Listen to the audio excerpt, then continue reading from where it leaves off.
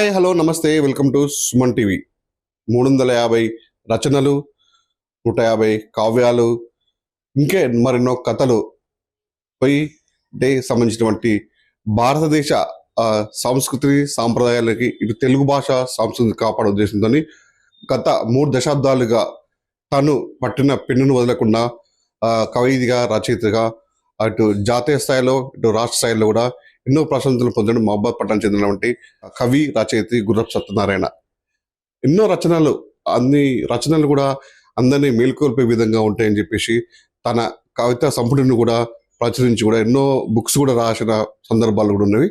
ఇదే తాజాగా కూడా భారతదేశంలో కూడా ఆడిన రోజుల్లో కూడా ఆధునిక పరివర్తన నేపథ్యంలో కూడా మరి కళలు, కవితలు, రచనలు మరి కనుమరుగవుతాయని దానికి నిరసనగా కనుమరుగు అవుతాయా అని ఒక క్వశ్చన్ మార్క్ కూడా అందరిలో వచ్చేసింది. మరి వీటిని కాపాడడానికి తను కవిగా ఉన్నాను, రచయితగా ఉన్నాను, దాని భావితాలకు అందించాల ఉద్దేశమే నాకు పూర్తి ధ్యేయం అంటున్నాడు మహబాద్ పట్టణం చెందినటువంటి గుర్రపు సత్యనారాయణ రచయిత. అయితే ఈ ముఖ్యంగా తన ఉద్దేశం ఏంటంటే భారతదేశం మహిళలందరూ కూడా కట్టుబొట్టు అనేది ఎంత ముఖ్యమో ఆ కట్టు గొప్పతనానికి కూడా కీర్తించేందుకు ఆ చీర గొప్పతనాన్ని కూడా అందరికీ నినదించాలి, చూపించాలనే ఉద్దేశంతోనే తన రచనల ద్వారా కూడా అటు అట్ ద సేమ్ టైం తను ఏదైతే వాణిజ్య వ్యాపారస్తుడు కూడా దానికి సంబంధించినటువంటి వస్త్ర వ్యాపారం సంబంధించిన కవర్లపై కూడా తన రచనలు వేసి కూడా అందరినీ మెప్పు పొందుతాడు.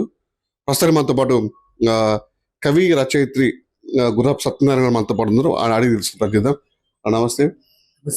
ముందుగా మీకు కళాకారుడిగా మేము అభినందిస్తున్నాము. ఎన్నో రచయితలు, కవులు అందరినీ మేల్కొల్పే విధంగా ఉంటాయి అని. అసలు మీకు కవితగా ఒక రచయితగా రావాలన్న ఒక ముఖ్య ఉద్దేశం ఎందుకు వచ్చింది? మీకు ఇన్స్పిరేషన్ అసలు ఎవరు? అసలు నేను డిగ్రీ స్థాయిలో ఉన్నప్పటి నుండే డిగ్రీ విద్యార్థిగా సమాజంలో జరుగుతున్న అనేక సంఘటనలు, అనేక పరిణామాలు, అనేక అస్పృశ్యత, అంటరానితనం, వివక్ష ఇవన్నీ నేను కళ్ళారా చూశాను. వాటికి స్పందించి డిగ్రీ స్థాయి నుండే నేను రచనలు చేయడం మొదలుపెట్టాను. ఇప్పటివరకు మీరు ఎన్ని రచనలు చేశారు? ఎన్ని కథలు, కావ్యాలు ఎన్ని రాశారు? 355 కవితలు, 12 కథలు, 23 వ్యాసాలు, 33 మినీ కవితలు. ఇవే కాకుండా చాలామంది రిటైర్మెంట్కు సంబంధించిన పదవీ విరమణ ప్రశంస పత్రాలు కూడా కొన్ని వందలు రాశాను.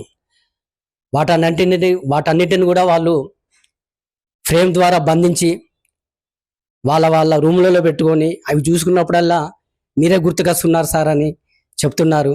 ఇది నాకు ఒక రకమైన ఆనందం కలిగించిన విషయం. కవితలు, రచనలు రాస్తున్న నేపథ్యంలో మీ ఫీలింగ్ ఎలాగ ఉంటుంది? అసలు నా భావాలు అనేటి ఒక దిక్కు వ్యాపారం చేస్తున్న వివిధ ఆలోచనలు నా మెదడును అతలకుతం చేస్తుంటాయి. నేను వృత్తిరీత్యా చాలా బిజీగా ఉన్నప్పటికీ రాత్రి 11-12 తర్వాత మధ్యాహ్నం వచ్చిన భావాలను, మధ్యాహ్నం వచ్చిన ఆలోచనలను వాటిని అక్షర రూపం ఇస్తుంటున్నాను. ముఖ్యంగా ఈ మొత్తం వెస్టర్న్ యుగం అయిపోయింది, కల్చర్ కూడా మొత్తం మారిపోయింది. ఈ వచ్చే ఫ్యూచర్కి జనానికి ఈ కవులు, కథలు, రచయితలు ఇవన్నీ అసలు ఇవన్నీ ఉంటాయి అంటారా, లేకపోతే ఇదంతా ఇక్కడ ముగిసిపోతుంది అంటారు? అసలు అది మన చేతుల్లోనే ఉంటుంది సార్. కాకపోతే ఏంటంటే ప్రపంచీకరణ, ప్రైవేటీకరణ నేపథ్యంలో సమాజంలో అనేక మార్పులు వచ్చాయి, అనేక పరిణామాలు చోటు చేసుకున్నాయి. దానికి అనుగుణంగానే కూడా సాహిత్య రంగంలో కూడా పెను మార్పులు వచ్చాయి. రోజు రోజుకి లుక్ కల్చర్ పెరుగుతున్నది, బుక్ కల్చర్ తగ్గుతున్నది. ఈ నేపథ్యంలో కూడా ఇప్పుడు కొత్తగా ఏఐ అనే ఒక ప్రక్రియ వచ్చి సమాజాన్ని మరింత అధోగతి పాలు చేస్తున్నదో, పురోగతి పాలు చేస్తున్నదో అర్థం కాని పరిస్థితి. ఏదేమైనా కానీ సమాజంలో, దేశంలో, ప్రపంచంలో ఎన్ని మార్పులు వచ్చినా కానీ మన భాషను, మన సాహిత్యాన్ని, మన కట్టుబాట్లను, మన కళలను, మన సంస్కృతిని కాపాడుకోవాల్సిన అవసరం ప్రతి ఒక్కరిది ఉంది. భావితరాలు కూడా అందించవలసిన బాధ్యత మనదే. అంటే మన ఆ దిశగా యువత గాని, యువతులు గాని ఆ దిశగా అడుగులు వేస్తున్నారంటున్నారా? లేకపోతే ఇక్కడి నుంచే అయిపోద్దంటారా అసలు? అసలు వాళ్ళకి ఆ కళాకారులకి ఆలోచన ఉందంటారా పిల్లలకి ఏమన్నా? అయితే సెల్లు చాలా ప్రభావితం చేస్తున్న ప్రస్తుత కాలంలో మీరు అనేది మాత్రం వాస్తవమే, తగ్గిపోతున్నది.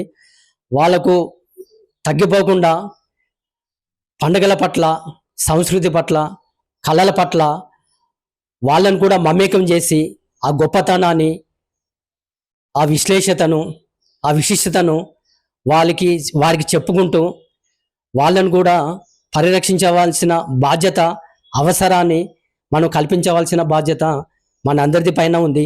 అందుకు ఇంట్లో ప్రతి ఒక్క పేరెంట్స్, ప్రతి ఒక్క తల్లిదండ్రులు పిల్లలకు అందించవలసిన బాధ్యత వారిదే. అట్ ద సేమ్ టైమ్ మీకు ఈ కవులు, కథలు ఇవన్నీ పక్కబెడితే, ఈ మధ్య కాలంలో కూడా మీరు మీ అంటే వ్యాపార, వాణిజ్య రంగంలో కూడా ముందుకెళ్తున్నప్పుడు నేపథ్యంలో కూడా మీకు ఒక ఆలోచనతోని కూడా మీరు ఈ విధంగా ఒక కవితా సంపుటిని అంటే దాన్ని ఈ విధంగా దాన్ని తెరకెక్కించారు. ఏ విధంగా అనిపిస్తుంది? నేను వృత్తిరీత్యా వ్యాపారస్తుని కాబట్టి ఈ మధ్య కాలంలో నటుడు శివాజీ గారు ఒక ఈవెంట్లో స్త్రీలు ధరించుతున్న దుస్తుల పట్ల ఒక కామెంట్ చేశాడు, ఒక మాట మాట్లాడాడు. ఆ మాట తూటాలాగా సోషల్ మీడియాలో అనేక ప్రకంపనలు సృష్టించింది.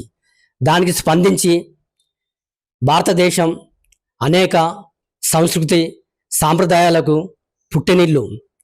అలాంటి దేశంలో చీరకు రోజు రోజుకు ప్రాచుర్యం తగ్గిపోతున్నది. విదేశాలలో మాత్రం ప్రాచుర్యం పెరిగిపోతున్నది.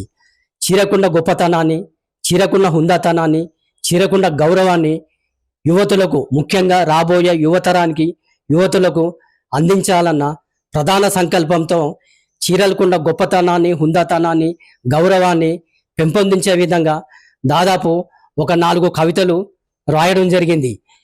కవితలు కేవలం రాయడమే కాదు, ఆ కవితలను మా షాపు కవర్ల మీద ఇలా ప్రింట్ చేయించి చీరకున్న గొప్పతనాన్ని చాటుతున్నాను. ఈ ఒకసారి సుమన్ టీవీ ప్రేక్షకులు కూడా నేను ఆ కవిత చదివించే ప్రయత్నం చేస్తాను. ఇక్కడ చూడండి. చనుబాలు కుడుచు వేలలో మేలి ముసుగు తెర రచన చీర, పవలించు వేలలో పెత్తటి పరుపు రచన చీర, ఊయల ఊగు వేలలో తూగుటుయ్యాల రచన చీర, మన్ను టెండలో నిండు గొడుగు రచన చీర, ఉక్కపోత వేలలో చల్లటి వింజామర రచన చీర, వణికే చలివేలలో వెచ్చని దుప్పటి రచన చీర, కష్టాల వేలలో కన్నీళ్లు తుడిచే ఆత్మీయ స్పర్శ రచన చీర, అమ్మూరు జాతర వేలలో అనుగ్రహ అనుసంధానం రచన చీర, ఇళ్ళ వేలలో అతి తక్కువ వెల రచన చీర, రచన చీరతో అనుబంధం తల్లి బిడ్డల సంబంధం.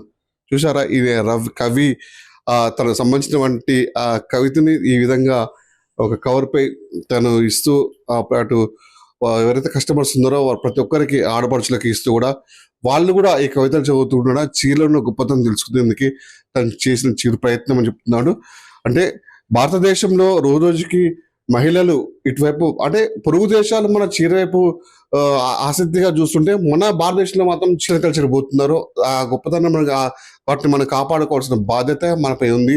అందుకనే ప్రతి ఒక్క పౌరుడు కూడా దాన్ని అంటే 6 అడుగుల ఆ చీరని కీర్తి ప్రతిష్టలు కాపాడడానికి నేను ఈ నా రచన ద్వారా ఈ విధంగా ప్రజల్లోకి తీసుకెళ్లేందుకు నాకు చిన్న ప్రయత్నం చేశానని చెప్పాడు. ఇటు షాప్కి వచ్చిన కస్టమర్స్ కూడా ఈ కవర్ చూసి సంతోషపడుతూ నిజంగా మా మహిళల పట్ల మీకున్న గౌరవాన్ని కూడా తెలియపరుస్తూ సంతోషపడుతూ అభినందిస్తూ కూడా ఆ కవర్ తీసుకెళ్ళి కూడా వాళ్ళు జాగ్రత్తగా పదిలంగా, ఎందుకంటే ఆ గొప్పతనాన్ని, చీర గొప్పతనాన్ని తీసి కవర్స్ పరిస్థితుంది.